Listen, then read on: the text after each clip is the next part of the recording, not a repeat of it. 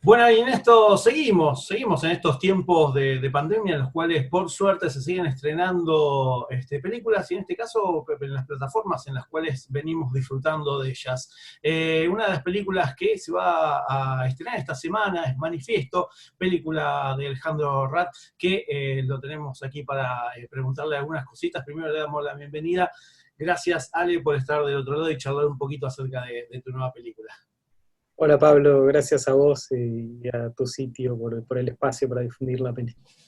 Bueno, contanos un poco cómo surgió la idea, cómo surgió cuál fue la semilla para poder hacer Manifiesto, porque me imagino que deben haber leído bastante para poder realizar la peli.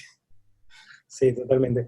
Es que justamente parte de un interés más temático, si se quiere, la peli, ¿no?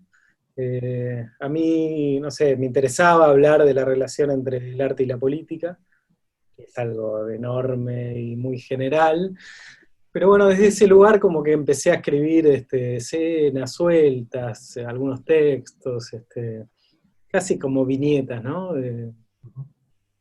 Y lo que me permitió un poco darle un orden a eso y una forma fue encontrar la excusa esta de hablar del manifiesto por un arte revolucionario independiente, que parte del encuentro que existió entre León Trotsky y André Breton en el exilio de Trotsky en México en 1938.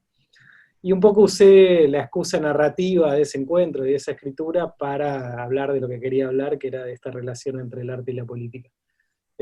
Bueno, después, como bien decís, sí, tuve que leer mucho, yo solo había leído el manifiesto, no tenía idea de los pormenores de cómo había sido ese encuentro. Hay unas crónicas muy interesantes de cómo fue el trabajo en conjunto, de cómo fueron esos días que pasaron juntos. Y un poco usé como excusa dramática algo que cuentan estas crónicas, que Breton, ante el pedido de Trotsky de escribir un borrador, me dijo que entra en crisis, le cuesta empezar, lo que a todos nos pasa con la hoja en blanco, ¿no? Bueno, y una presión, a partir de eso, tomé eso para jugar un poco con los actores en esa presión de la personalidad vallazante de Trotsky sobre Breton, que era también otro con una personalidad muy fuerte, y bueno, un poco fuimos trabajando sobre los textos y sobre esta pequeña línea dramática para ir moldeando los personajes, ¿no? Uh-huh. Y en este caso, una vez que tuvieron más o menos una idea y ya el guión armado, me imagino que también fue otra cosa, ponerle cuerpo a quienes iban a interpretar a estos grandes personajes, cómo llegaron a Iván y en este caso a Pompeyo también para ellos. Sí, te muestro el guión escrito, eran unas pocas páginas donde había algunos de los textos que me interesaba representar, o sea que fue clave el trabajo con ellos. Yo les acerqué la idea, les dije que era algo absolutamente abierto, que digamos que yo quería bordear estos temas, ir dando vueltas sobre estos temas, pero no tenía muy en claro cómo se iba a desarrollar esta línea dramática, qué peso iba a tener. Y estuvo muy bueno trabajar con Iván y con Pompeyo porque enseguida tomaron esta idea también de experimentación y de búsqueda.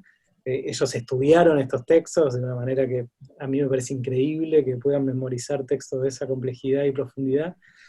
Y eso nos permitió nosotros nos fuimos a una casa en la costa, aislados, y hicimos un trabajo de varios días ahí, donde íbamos colocando estos textos y estas charlas en distintas escenas, veíamos cómo funcionaban, y en función de eso también íbamos discutiendo cómo seguir, y digamos, hay un juego en la película que es que ellos van siendo medio tomados por estos personajes, ¿no? Que empiezan siendo actores y luego son Trotsky y Breton en sí. Y nada, teníamos eso en la cabeza como idea y digamos, lo íbamos desarrollando y buscando también entre todos, no solo con Pompeyo y Iván, sino con todo el equipo técnico que iba sugiriendo, íbamos buscando locaciones en el lugar, mientras caminamos, no, vi algo en el bosque donde podemos hacer esta escena que teníamos planteada. Fue muy, muy lindo y muy muy estimulante, ¿no? Ese trabajo muy libre, muy de búsqueda, y donde todos estábamos en esa sintonía también de una construcción colectiva y de una escritura en el hacer que a mí me gusta mucho. Y en este hacer colectivo, quizás cooperativo, que es armar, que fue armar esta película, también hay integrantes, personajes que son artistas y de diferentes lugares, cineastas, músicos, escritores, también que están dentro de la película y tienen parte. ¿Cómo fue también llegar a ellos? Sí, en esta línea dramática que contaba antes, Bretón, un poco dentro de esta presión y de la imposibilidad de desarrollar el texto, empieza a soñar y a tener sueños recurrentes en esta casa de la costa, y en esos sueños se va encontrando con distintos personajes que son, como bien decís, artistas contemporáneos, que yo elegí en función de, lo- de que me gusta su obra, de que tengo cierta conexión con ellos y ellas, que me parece que es gente que piensa en estas cosas, que se plantea estos problemas. Obviamente es un recorte y me hubiese gustado seguir haciendo esto al infinito con un montón de gente más, porque además la pasé muy bien, pero bueno, había que ponerle un número a la cuestión y quedó en María Negro, que es una poeta y escritora muy interesante que recomiendo, César González, que es también poeta y un director de cine muy, muy interesante, tiene un montón de películas, y que se prestó también al juego de una manera hermosa. Gabriela Cabezón Cámara, que es una escritora que la verdad que no conocía tanto, me la recomendó una amiga, y cuando leí La Virgen Cabeza me pareció increíble, y la contacté, y también es una persona hermosa y que enseguida dijo, sí, confío en vos, juguemos, hagámoslo. La escena de ella a mí me gusta mucho, y hay el texto de la escena, el otro día la volví a ver y es como muy premonitoria respecto de la situación de la pandemia. Ujú. Eso me llamó la atención, y cosas que pasan también, ¿no? Cuando uno hace una obra. Y está también Adriana de los Santos, que es una pianista contemporánea excelente, que yo la conozco hace muchos años y que yo había visto que había hecho esta obra de Eric Satie, que es una obra que Satie compuso para la película Entre Actos, es una película de René Clair, eh, dentro del campo del surrealismo, y que es una película que me encanta y que siempre me encantó mucho. Así que un poco ese es el cuadro de los y las artistas que participan en la película. Ujú.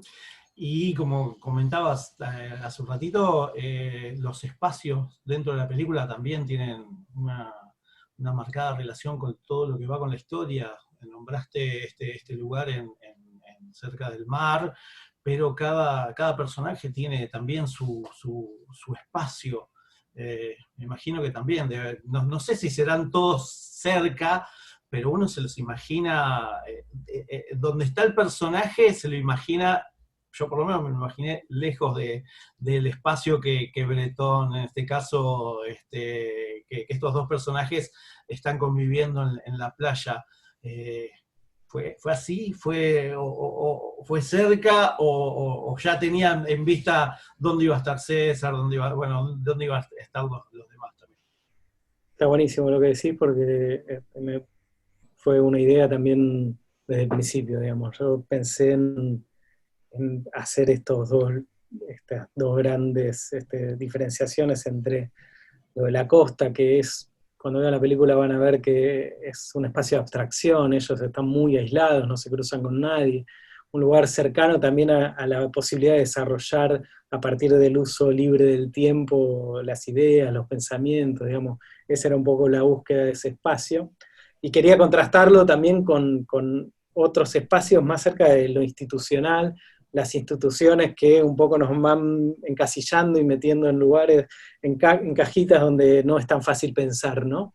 Y me interesaba que esos lugares sean medio icónicos y estereotipados, de la representación de esas instituciones, ¿no? Y bueno, nada, yo el espacio de la fábrica lo tenía pensado, por suerte conseguimos una fábrica que es una cooperativa metalúrgica que se llama Los Constituyentes, de unos trabajadores muy buena onda que nos dejaron entrar y laburar y estuvo buenísimo. Eh, Hay otra locación que es el Museo Santa Felicitas, que es como un templo escondido, no sacralizado, que bueno, llegó a través de una relación familiar y que me parece un lugar hermoso. Ya Alicia tiene una escena ahí también, vengo filmando ahí hace rato. Es muy lindo y muy estimulante también para filmar. Ahí está Gabriela. El espacio donde está María Negro es el pabellón 4 y 5 de Ciudad Universitaria, que son pabellones que se iban a construir durante la dictadura y que no terminaron construyéndose, y que eso se convirtió en un espacio donde varios colectivos fueron activando ahí, hacían huertas y hacían toda una militancia del territorio muy interesante, que después de la película fue lamentablemente reprimida y desalojada. Así que nada, también pongo un texto ahí en la peli tratando de apoyar su lucha por volver también y por defender ese espacio.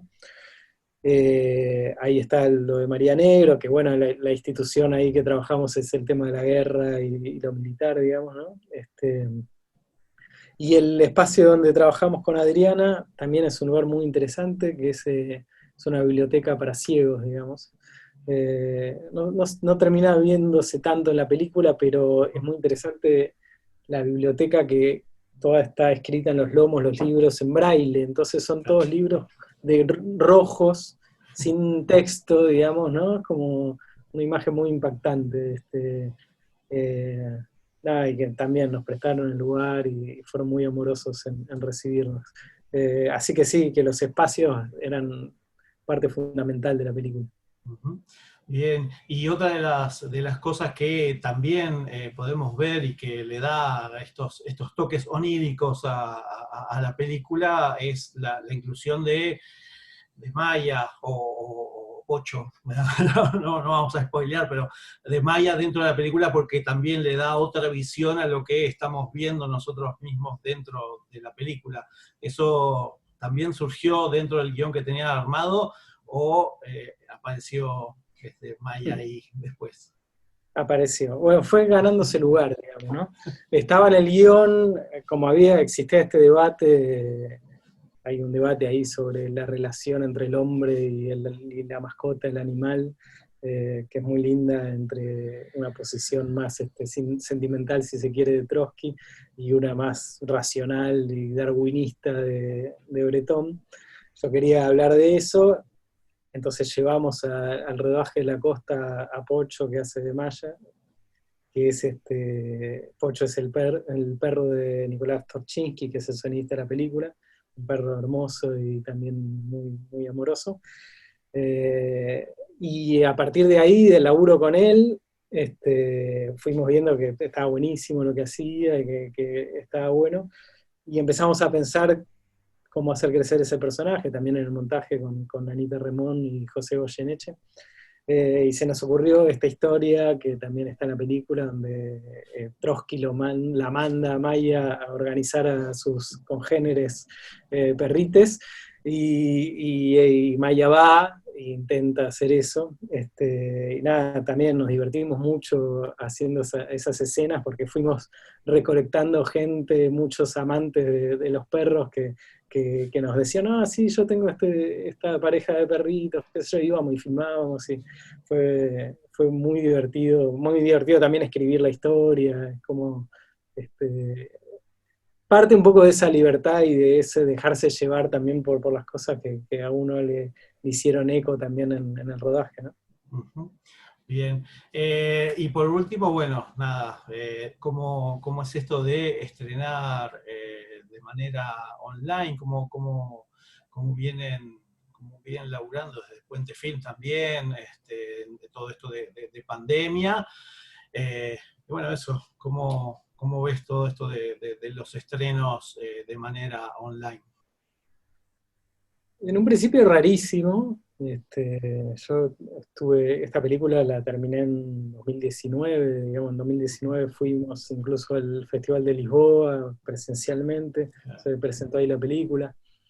y yo tenía otra intención de estrenarla en 2020, pero no, fue imposible y fui esperando a ver qué pasaba con el tema de la pandemia y si lograban abrirse los cines y poder estrenar de manera presencial, pero bueno, este año vi que no estaba sucediendo, si bien ahora dicen que van a abrir los cines, el espacio que va a haber para una película de estas características no va a ser mucho, entonces tenía que esperar otros meses más y bueno, nada, salió la posibilidad de pasar la película en encuentro y de subirla a Cinear Play y optamos por esto.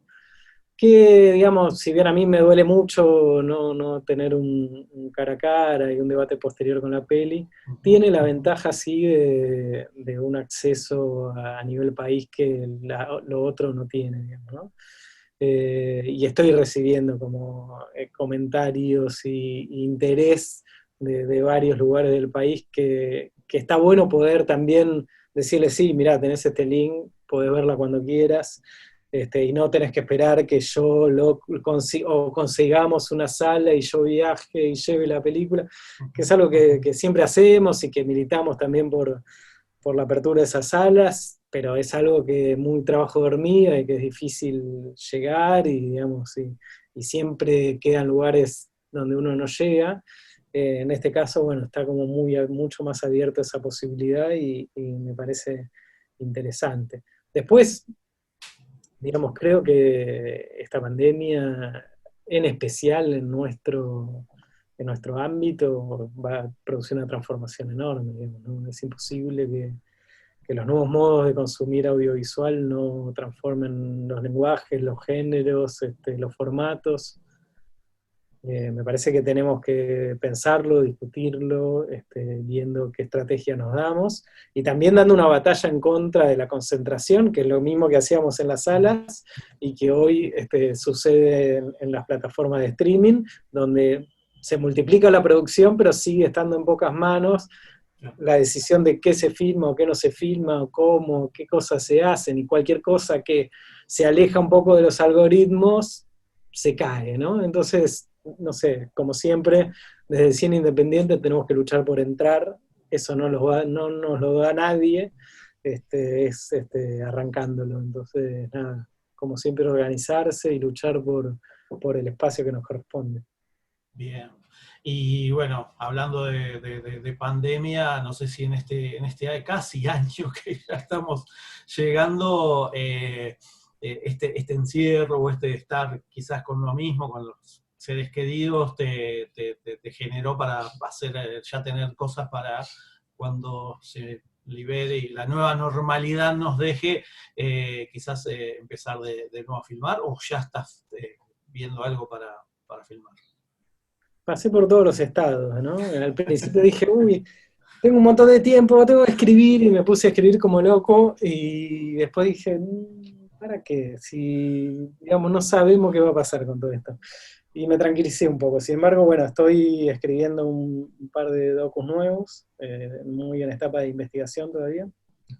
Escribí una ficción que tampoco sé cuándo hacerla. También con la ficción me pasa que es el lugar donde menos me encuentro, más me cuesta pensar en tan grande. Así que nada, como que la escribí, está ahí, en algún momento buscaré alguien que me dé una mano con eso.